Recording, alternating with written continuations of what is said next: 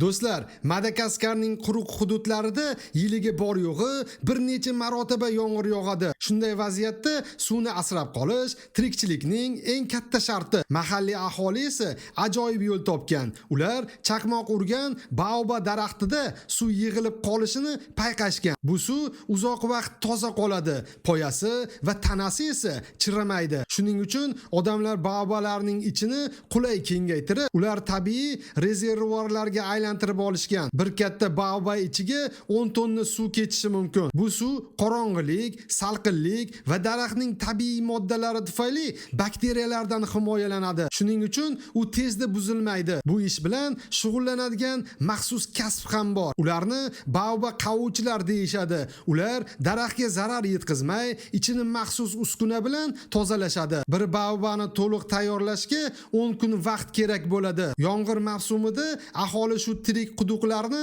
suv bilan to'ldirib, butun quruq mavsumda ehtiyotkorlik bilan sarflaydi. Baobablar esa avloddan avlodga meros bo'lib o'tadi va ajdodlar xotirasidek qimmat boylik hisoblanadi. Endi savol, siz nima deb o'ylaysiz? Agar siz shunday quruq hududda yashasangiz, suv saqlash uchun qanday usul o'ylab topgan bo'lardingiz? Fikringizni kommentariyada yozib qoldiring.